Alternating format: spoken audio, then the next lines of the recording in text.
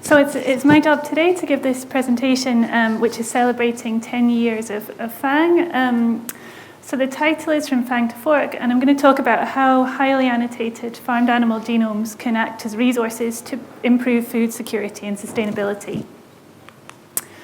So just to give you an overview of what I'll cover in the talk, so initially talk about why understanding the genome of farmed animals is important, then give you a brief history of the Functional Annotation of Animal Genomes Consortium, or FAANG, and then an introduction to the AQUA-FAANG projects and the US FAANG projects. I'll then talk about exploiting functional annotation for animal breeding, the FAANG to Fork research framework, and also the priorities going forwards. So firstly, why is understanding the genome of farmed animals important? Well, the Food and Agriculture Organization reports that by the year 2050, the global human population is likely to reach 9.7 billion. And this population growth poses several challenges. Sustainable improvements in the efficient production of farmed animals to provide healthy food are needed to address this significant population growth. So the demand for meat and aquaculture products globally are not showing any signs of slowing down. Therefore, we must focus on sustainable, climate-friendly food production from farmed animals. So the challenge basically is to produce more food using fewer resources in a sustainable way that also flexibly meets societal expectations. So how can highly annotated farmed animal genomes help to meet these challenges of global food production? Well, breeding and management programs are a balanced combination of responsible traits and breeding management strategies. In reality, this is quite complex to achieve, and understanding more about the genetic code of farmed animals can benefit animal breeding and husbandry through, for example, genome editing. So knowing more about the genome, we can highlight targets from genome editing, and you'll have seen probably in the media yesterday the publication on editing chickens for resistant to avian flu as one example. Having more information about the genome can help also improve genomic prediction accuracy and genomic selection. In a future where potentially high-value animals would have their genome sequenced, it could also inform genome-enabled management strategies. And also help us to link cell tissue and whole animal scale knowledge to understand more about the fundamental biology of healthy animals. So in order to meet the challenges of global food production, chief among the improvements required in animal breeding and management is the ability to more accurately use an animal's genetic code or its genotype to predict its characteristics or phenotype. So populations of animals, such as these sheep on the left, have thousands of genetic differences and hundreds of different characteristics. What we want to be able to do is associate the genetic code with those characteristics, and we call this G2P research. So what the FAANG consortium is doing is adding genomic information to help improve genomic prediction equations in order to breed healthier and improved animals through better prediction accuracy, and breed the best animals, for example, for resistance to disease, reduced environmental impact, and adaptation to changing environments, which is going to become particularly important given the pressures that climate change is also going to put on food production. So advances in the analysis of genome function will provide tools and knowledge for the genetic improvement of farmed animals. So the FAANG consortium is working to discover basic functional genomic knowledge. This will underpin the genotype to phenotype question across the major farmed animal species. And the first stages of FAANG have really, over the previous 10 years, focused on creating comprehensive genome annotation maps for a relatively small number of adult reference animals. So just to give you a brief history of FAANG. So Matthew in his first talk gave a really good overview of the different assays, so I won't spend too long on this one, but the aim of the FAANG consortium was really based on the principles from the ENCODE project for humans, where we were unlocking genome dynamics and genome characteristics using different functional assays. So for example, ChIP-seq, ATAC-seq looking at chromatin, various assays looking at the expressed regions of the genome, the transcriptome, and then also assays to look at methylation. And then since the start of the FAANG consortium, other assays have been developed, such as single-cell RNA sequencing, that allows us to look at gene expression and regulation at a single-cell resolution. So it's important to make the point, I guess, that the ENCODE project was based on an awful lot of funding, and we've had a much smaller amount of funding for farmed animals, but still been able to achieve quite a lot. So the goals of the functional annotation of animal genomes consortium then, so they're to standardize core functional assays and experimental protocols, coordinate and facilitate data sharing through the FAANG data portal and data coordination center, and then establish suitable infrastructures for data analysis in order to improve farmed animal genotype to phenotype prediction. So there are major initiatives for FAANG funded across the globe. For example, US FAANG, Dairy Bio in Australia, Genome Canada, AG2PI, and the Horizon 2020 and Horizon Europe projects that we're familiar with. So FAANG started with a meeting in the US and a white paper in 2015, and then that was followed by the FAST-G, I guess, meeting, which potentially was at PAG, I think, and another white paper for the salmonid community. So this was 2015. It was really the start of a global initiative. So FAANG is a non-institutional organization, so it's not based on one single institute leading it. It's a global collaborative effort of community of labs and people. Memberships by subscription via the FAANG website that I'll mention on the next slide, and there are currently more than 500 contributors to FAANG, and they're spread across the globe. So FAANG has a website, which probably many of you have visited, but this is a platform for interaction with the community and a way to sign up to FAANG. So there are currently 6 different task forces that were formed, I think, 2 years ago now. One on genomic prediction, one on fair access to data, the farm GTEx, one using gene expression data for complex trait prediction, a single cell task force, comparative genetics, and high throughput phenotyping. So please, if you're interested, please go to the website and have a look at the task forces and see if you would like to sign up to those. They meet regularly at the different conferences across the globe. So signing up to FAANG also means signing up to the data sharing agreement, which was a key component of FAANG from the beginning. So we signed up to make data accessible and available as soon as it was ready, rather than waiting till publication. So there's also the FAANG Data Coordination Center, where the FAANG data sets are managed and curated. It involves where you can go there and download data sets, files, particularly also protocols, experimental protocols. I think that's been a particularly useful tool from the Data Coordination Center. It also links to track hubs, where you can load tracks into the Ensemble Genome browser and visualize these. There are specific project environments for the different projects, and also an ontology improvement service. There are also GitHub pages, particularly for the different EuroFAANG projects. So the FAANG data portal benefits the entire farmed animal genomics community.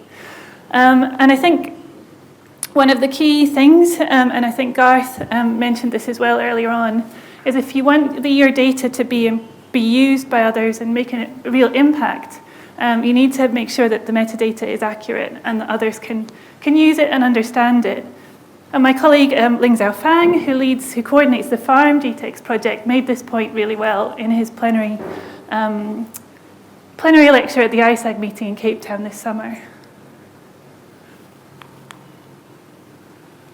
So this is a timeline of FAANG. So back in 2015, this was when the first white paper was released. There was then a large EU animal genomics meeting that really led or provided the foundation for the topic calls for Horizon 2020. And that was also on the back of a cost action called FAANG Europe. So in 2018, the European Commission announced the Horizon 2020 FAANG topic calls, and those led to the projects we know now as GeneSwitch, BOVRIG, and AQUA-FAANG. Those projects were funded and started in 2019, and at the same time there were parallel initiatives in the US that were funded through the USDA. Those three first projects meant we could establish the AQUA-FAANG umbrella, and then three further projects were funded through Horizon 2020 a bit later and joined the AQUA-FAANG umbrella. So just to give you an introduction to the AQUA-FAANG project, so we've seen this slide a couple of times, I think, in the conference already, but just to briefly say, these were the three initial projects funded through Horizon 2020, and then three new projects joined slightly later.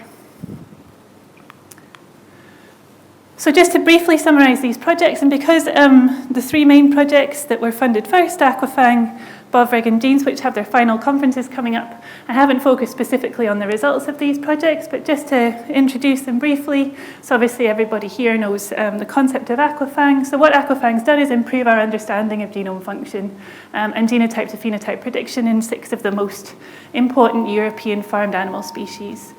And this knowledge will be used to study traits that are relevant for sustainable aquaculture production. So BOVRIG was a project for cattle. It provided a comprehensive map of functionally active genomic features in cattle and how their epigenetic and genetic variation in beef and dairy breeds translates into phenotypes. And this key knowledge will be implemented to address challenges in cattle breeding and management. Then the GeneSwitch project is for pigs and chickens and produce new genome information to enable characterization of the genetic and epigenetic determinants of complex traits in these 2 monogastric species. And this new knowledge will enable immediate translation to the pig and poultry sectors and inform pig and poultry breeding. So where are we now? So we're in 2023, and earlier this year, a new project called the AQUA-FAANG Research Infrastructure Project started, and this project was built on the foundation provided by the 6 earlier Horizon 2020 projects, and was funded through the Horizon Europe Infrastructure Concept Development Funding Call. So the new Horizon Europe Infrastructure Project runs from 2023 to 2025. It's coordinated by FBN and co-coordinated by University of Edinburgh. And there are 7 different partners at the moment. So the aim is to develop a concept for an infrastructure that would facilitate research and innovation for genotype to phenotype research in farmed animals to achieve sustainable, efficient, and societally acceptable farmed animal production in Europe. It has many planned activities, including a summer school on in vitro systems that was held at INRA-A in September. There are virtual think tanks set up, one on in vitro systems and the other on genome editing. We did a biobanking survey this summer to look at biobanking capacity across Europe and how that could be better linked. And then also we have various stakeholder workshops. The most recent one was at the FABRA-TP AGM in Brussels in May. So this, as I mentioned, builds on the foundation provided by the AQUA-FAANG projects and is a concept development project. So this is really just the first stage of the infrastructure, developing how the concept will look for the infrastructure, and then we apply for funding for the next phase. And the infrastructure continues its life cycle all the way through to being a formalized infrastructure, hopefully. So just colleagues in the US sent me some summaries of their projects, so that we thought this would be a good opportunity to discuss the US projects and present them in a European meeting. So I'm just going to start with the one that's probably most relevant to everybody in the room. So this is the Rainbow Trout Genome Project that's led by Mohammed Salam at the University of Maryland. And the slide he sent me describes the annotation of the genomes that they've generated for the project. So they've generated chromatin state and accessibility maps, as well as DNA methylation data for the rainbow trout genome. So the study involves a comprehensive catalogue of these annotations and includes many different genomic regulatory elements. So all of this data, I think, should be public, and much of it's been published already, including an analysis of isoseq data and a long-read transcriptome. Please do reach out to Mohammed if you have any questions about this project. One of the aims of this talk, I guess, is to try and facilitate global collaboration for FAANG. So my colleague Haijun Zhu at UC Davis sent this slide on the functional annotation of the bovine genome that's been undertaken it was funded by the USDA, as was the previous project on rainbow trout. So they've taken a similar approach, I guess, to AQUA-FAANG and included different developmental stages, generated a wide variety of different assays, and looked specifically at different histone marks. And then they have various different publications. So there's a publication on the rampage data looking at transcription start sites across tissues, and also a larger publication on the histone marks in the Hereford cattle. But they also have a summary, I guess, paper for the project that's currently under review at GigaScience.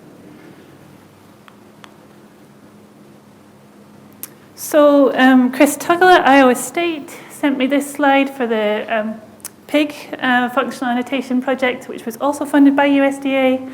And the overall objective of that project is to catalogue functional elements in the pig genome for more than 30 adult and fetal tissues, and also they've done a really nice characterization of major circulating immune cells at single cell resolution. So they've submitted all of the data for these projects and have described multiple analyses in different papers. Some of these are here. They're also working with Ling Zhao and Fang and others in the pig GTEx project to integrate immune cell chromatin states with pig EQTL data. As I mentioned, they've done nice single-cell resolution analysis of spleen in pig, but also PBMCs. I think there's at least 8 different cell types in that analysis, and then deconvolution to single-cell resolution.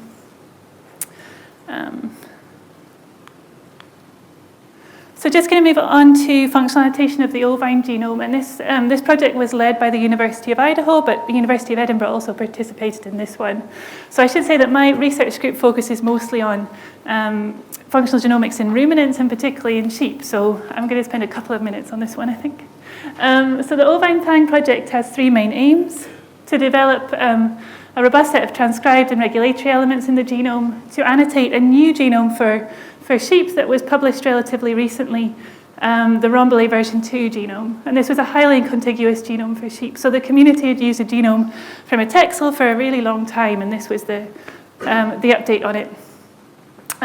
So the AQUA-FAANG project also aimed to provide data to support the community and generated data for ChIP-seq.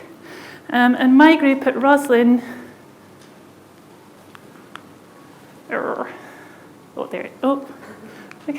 we go. And my group at Roslin did a high-resolution annotation of transcription start sites across the genome using KH sequencing, so cap analysis of gene expression. Variants within or near transcription start sites can considerably have a considerable effect on gene expression. For example, a variant in the 3' UTR of the myostatin gene in texel can significantly affect the phenotype, and in texel it disrupts microRNA binding and leads to a double muscling phenotype. So we looked at transcription start sites across 56 tissues, and these were tissues collected on, I won't go back a slide because it won't go forwards, but collected on the Rambouillet sheep that we generated the genome for. So these tissues were from the same animal that we used to generate the genome annotation.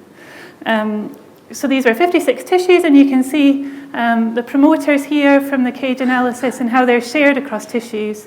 So some are highly tissue-specific promoters and others are shared. And you see large amounts of sharing of tissues across tissues with a similar function. So for sheep, we provided one of the highest resolution annotations of transcription start sites for a livestock species at that time.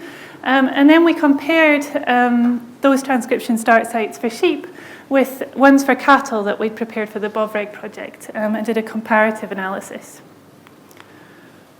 So for Bovreg, we used a very similar approach to the approach for the sheep project, but in Bovreg we had more populations of cattle rather than a single individual.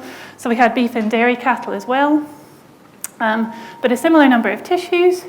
So we annotated transcription start sites from those populations, provided a resource for the cattle breeding community, and then we looked at how many transcription start sites were specific across species. So for example, in cattle there were 4,000 of these, in sheep only just a few more, in 6,000. You can see that the large numbers of species-specific transcription start sites in human and mouse, and this is largely because these genomes are so well annotated, I think.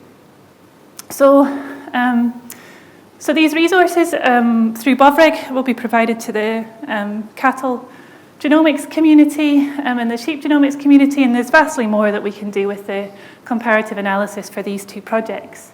So they illustrate that highly annotated genomes can be important tools to predict the effect of functional variants on complex traits and improve production, potentially improve production, I should say.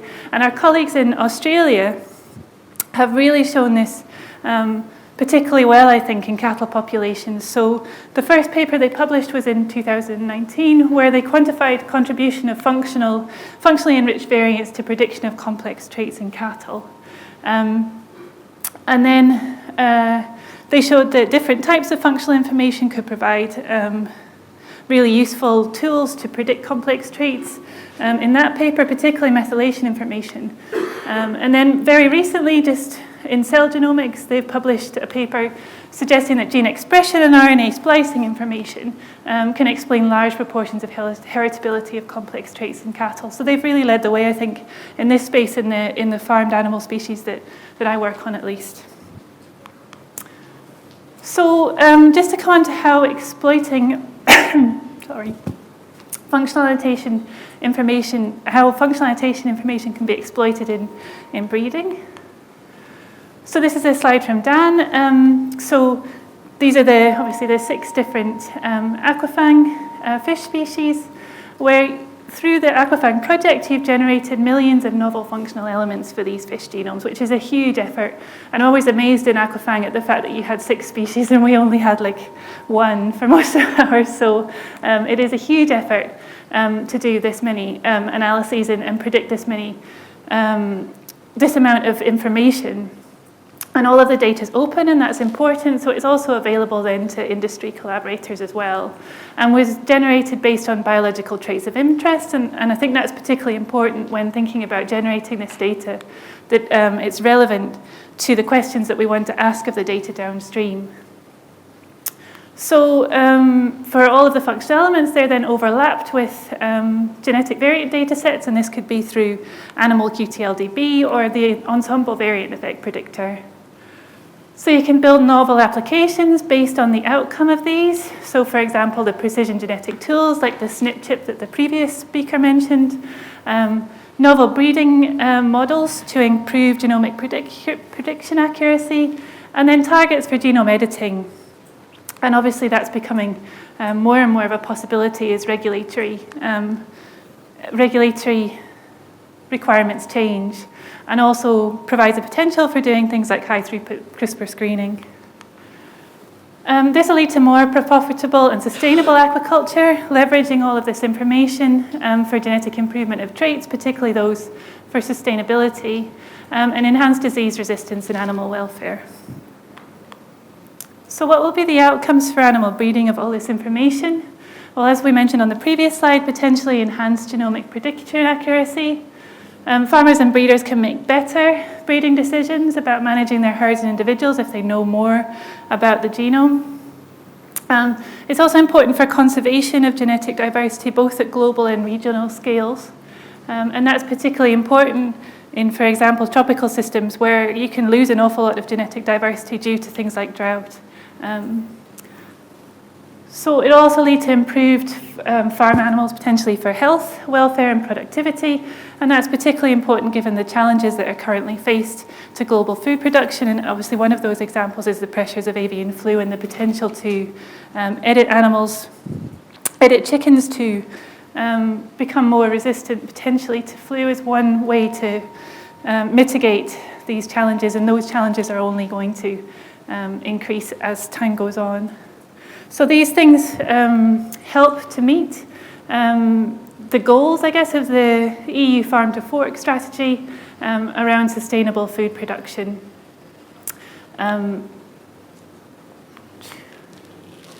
So just going to briefly outline the FAANG to Fork research strategy and then the priorities for FAANG going forwards. So a few years ago, actually during COVID, with colleagues, we put together, with colleagues in FAANG from Europe and the US and also Australia, we put together a research framework for FAANG for the next 10 years. And we called it the FAANG to Fork research strategy, and that was that phrase came from Ross Houston, which is really nice. We talked in this about how the application of highly annotated genomes could help improve farmed animal production, and really set out a set of priorities for the next 10 years of FAANG. So the FAANG to Fork lays out this strategy for research linking genotype to phenotype in farmed animals for the coming decades. It has 3 components: to generate more knowledge of the genetic code of farmed animals, to make informed breeding decisions, so moving probably from a small number of reference animals to a population level analysis, to build maps of gene expression and regulation for farmed animal species, and then provide information about fundamental biology to link cell tissue and whole animal scale knowledge. So these were the priorities that we set out in the FAANG to Fork strategy, and they were built around ways to inform these 4 things. So the tools, so the first priority was generating high throughput in vitro systems, particularly using organoids or cell lines for high throughput screening, for example, using CRISPR-Cas9. And that would develop tools and resources for new breeding technologies, such as genome editing. The second priority was developing pangenomes and comparative genomics to fully discover, preserve, and utilize genomic diversity, and this information would be for many breeds to preserve and utilize genetic information.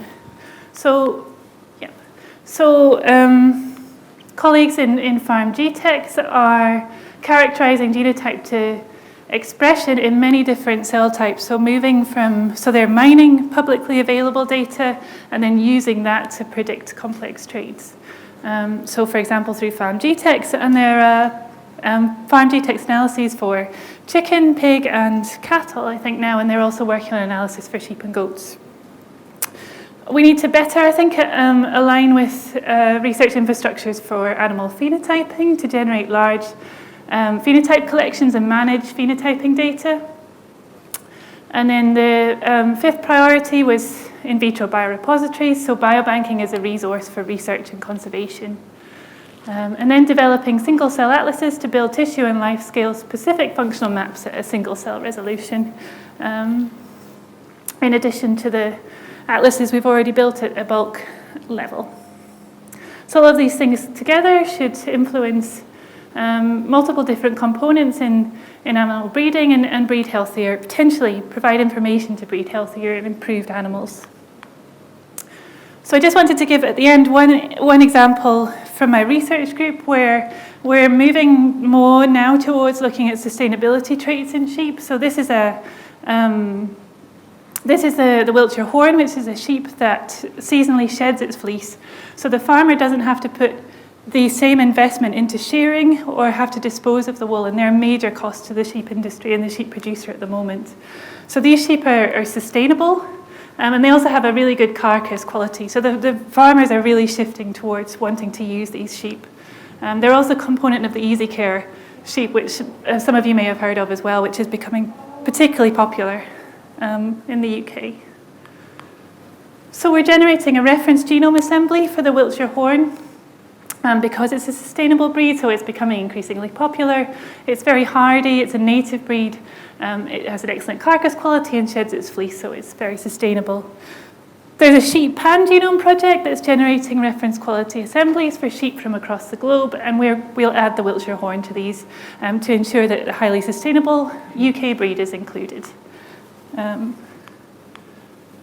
So the Wiltshire Horn are actually quite different genetically from the UK's other sheep breeds, and this is some 50k genotyping data that a student of mine, Ellie Carr, generated. So these are some of the other UK native breeds, and this is the Wiltshire Horn here, showing that it represents some unique genetic diversity in the UK.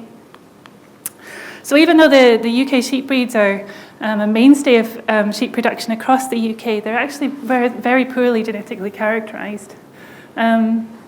So for this project, we plan to generate a day 100 fetus from a trio of Wiltshires and collect tissues from that fetus and also the parents, and provide a packed bioassembly for the Wiltshire Horn with comparable transcriptome data for annotation from relevant tissues that are relevant for the phenotype and different cell types. And colleagues at Roslin have been working on the genetics of wool shedding for a while, and we hope that the new assembly will give us some more resolution on the genetic regions that they've already identified for this. So the outcomes will be the Wiltshire Horns represented in the sheep pangenome, and provide new genetic resources for investigating sustainability traits in sheep. And it should help to meet the priority. This project, I thought I would show it because it's a project that we designed to meet many of the priorities in the FAANG to Fork research strategy going forward. So it'll generate new genomic resources for an indigenous sustainable population of sheep in the UK.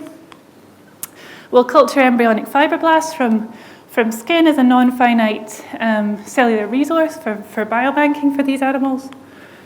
Generate single cell data from an informative tissue. In this case, it would be skin, so a tissue that's relevant to the phenotype.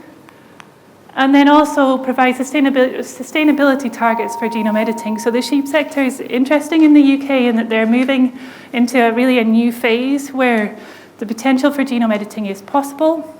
Some of the breeders are interested in doing that. But they are also about to implement genomic selection on a larger scale. So increased genomic information as well is really useful for sheep at the moment, particularly for guiding the sector in terms of sustainability. So priorities for FAANG going forwards, just to finish. So the main priority is to generate functional genomic information for additional breeds, or one of the main priorities is to generate functional genomic information for additional breeds and populations, particularly with sustainable traits, given the pressures of global food production and climate that are likely to become so important in coming decades, in order to predict genotype to phenotype. So population scale information will help to translate the research that we do in the AQUA-FAANG projects out into the field, out of the laboratory and into an industry application in the field. And I think aquaculture species have such an important potential here because you can do experiments at scale in a way that we can't in the larger farmed animal species. So public investment, international collaboration and training of new scientists is really needed to expand this research, and we've been hugely benefited and been hugely lucky with the funding that we've received from the European Commission and that was received for the FAANG projects from the USDA. And we need to continue, and obviously the AQUA-FAANG Research Infrastructure Project is one way to do that. So overall, this will contribute to genetic improvement of diverse farmed animal populations to meet food security and sustainability challenges in the future, and allow us to harness the power of functional genomic variation and turn it into sustainable genetic gain. So that's just a summary of FAANG, the history of FAANG and the progress that we've made, and also potentially some priorities for the future, given the challenges that the community is likely to face and that producers are likely to face in coming decades. So just wanted to mention that GeneSwitch have their final conference in Brussels on November 6th to 8th. There's a FAANG workshop at the Plant and Animal Genomes Conference in San Diego on the 16th of January. The BOVRIC final conference is in February next year. And we currently have a special issue in the journal Genomics, which is entitled Celebrating 10 Years of FAANG. I don't think it's quite open yet on the website, but please consider submitting some papers to there. And then just to thank everybody for your attention.